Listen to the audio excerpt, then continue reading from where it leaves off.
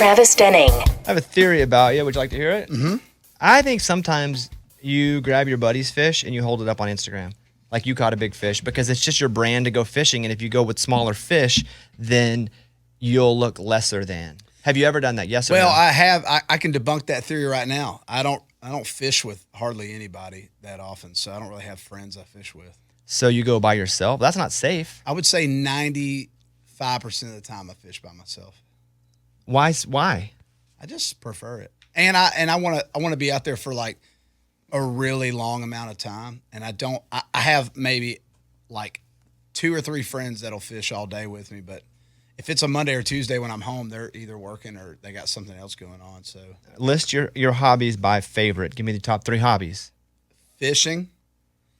Do you still play guitar as a hobby? Yeah, I would say guitar's still a hobby. I mean, I just bought a new guitar a couple weeks ago and went home, and I've got just like a little Blues Junior at the house, like something that, and I don't know what that means. Blues Junior. It's just like a little amp, a little like 5-watt amp. So do you practice still? I don't really practice. Like you have a guitar. Will you grab that guitar next to you? Travis Denning's here. By the way, we're going to talk about it in a second, but he has a new EP that's out. It's called Might As Well Be Me. Why is it called that? That is the hook to the very first song. And I really like the idea of not naming a record after a song. What do you mean it's the hook? Because the first song is called Red Round Here. So that song is like, somebody's got to keep it red around here. They got to keep it redneck. They got to keep it country. And the hook is like, it might as well be me.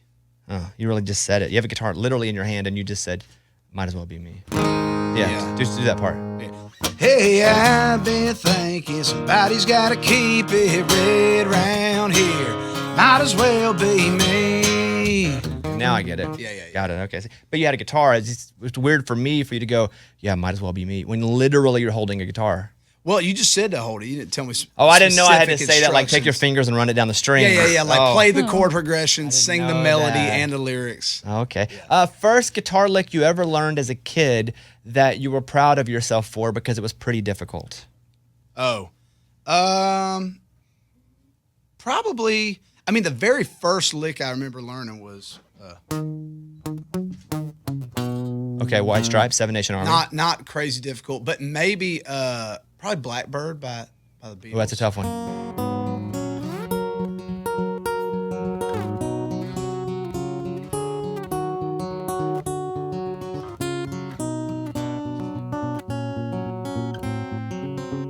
And so I would just always try and see how fast I could play it.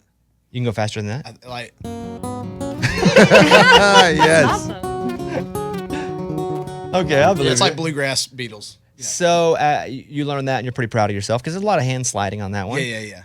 At what age did you get to where you could play it all, meaning you could play all the bar chords with your hands, how old? I think at that point I was probably 14, and that was really when I stopped taking guitar lessons. I had been taking guitar lessons for essentially 4 years. I had a great teacher that I still actually talk to this day. He lives out in Colorado, and he was a lefty just like me. And so I went in one day, and we were going over some stuff, and I was learning songs and all that. And essentially, he was going to start teaching me like notation and how to read music. And as a 14-year-old, I was like, boring. I don't want to do that. So then what do you do at 14 when you leave guitar lessons? Obviously, you start playing, but can you play places? Oh, I played like backyards. Like I had a little punk rock band like called Madhouse America, which is either a great band name or really I like it. No, I like Madhouse America. I think it's kind of cool. Yeah, it's kind of cool. So one of the first shows I ever played, my parents let me host like a backyard like DIY punk rock show. At 14? Yeah. And now, do you play pop punk? The songs like we know, like Do You Have the Time? No, it was like super underground-y kind of punk rock and stuff.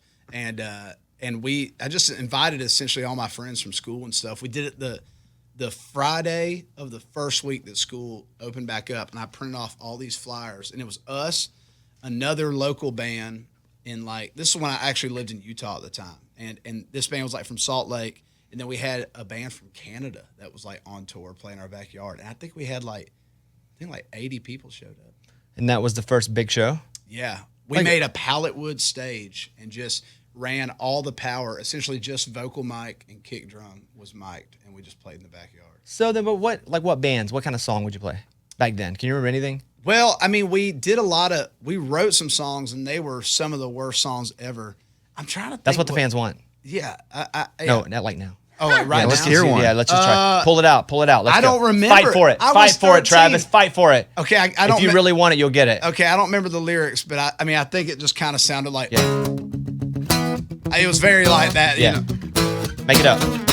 Yeah, I'm in the backyard. Yeah. Did a punk rock show and my dad made barbecue. He said, Why are you no. singing a British accent? That makes no sense. That makes no sense. It wasn't. That was like a yeah. But no, that was you singing British. That was punk rock. No. You said backyard. Yeah, it was totally. No, that just it had some teen angst in it. That's teen angst. That's not angst. That's a foreign accent. Yeah, I don't know. I wasn't a singer. All right. So you weren't the singer? Heck no, I was a guitar player. I didn't know that. See, that's something you could have dropped on us. I had like absolute scrawny, horrible voice. So like all through high school too. Like when I played shows and look back, it's like I didn't even sound like. When do you start to get the voice that you're like, okay, this voice could actually do something for me? As soon as I find out, I'll let you know. I think so I'm not still yet. looking for Okay, it. same. Yeah, same. You know, if I were Dirks Bentley. Or Jake Owen, you got to use the last name of Dirks. I would be a bit weary about putting you on first. You do such a dynamic show, and you're when you're out with Dirks and Ashley, and then you're out with Jake, like you're going ahead of at least Jake. Like that says something for those guys to put you on first because you have a very energetic, loud, really strong show. And I would assume the live part of your show has always been super important to you. Oh, 100%. It's been the number one most important thing. I mean, like I picked up a guitar because I wanted to perform live, and just like when I moved up Nashville, the only thing in my like tunnel vision of goals I wanted to accomplish. I mean, like I wanted to write songs and I wanted to get a publishing deal, but I wanted to be in a tour bus traveling and playing guitar and singing songs for a living. So it's been a lot of fun. And I mean, the Dirks tour has just been insane. I mean, he's one of my all-time favorites, honestly. I mean, this is a bucket list tour for me. Travis Denning is here. We're going to talk about the new EP in just a second. But what I will tell you, it's called Might As Well Be Me. Somebody comes in, they're left-handed. I never get to even look at another guitar and go, oh, I could play that one. You got me so good the first time we ever truly hung out with the whole lefty thing. You can tell him the story. I like it. It's a really good story about me, so I'm going to let him tell it. Yeah. Christmas party. Oh, man, was that 2018? It's pre-pandemic, yeah. Yeah. And pre-pandemic. And so I walked in, I was playing your Christmas party, and I have my lefty guitar, and you're like, oh, left-handed? Like, that's pretty cool. And you're like, let me see if I can even try this. You're like, I don't know if I can. You're like.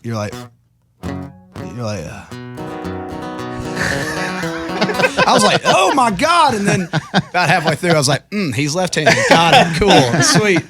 The other one that I'll do is I'll go, man, these are ball. I wonder if I could juggle. I've seen it on, and I'll like be sloppy with the juggling. And then I'm like, oh. And then all of a sudden I'm doing under the back, and I don't know if under the back's a thing, but the juggling and the left-handed guitar are the only two tricks I have at any party. So if no one's left-handed. How many things can you juggle at one time? Like just balls, like tennis balls or something. No, 3. Yeah, thanks for making me really minimize the juggling.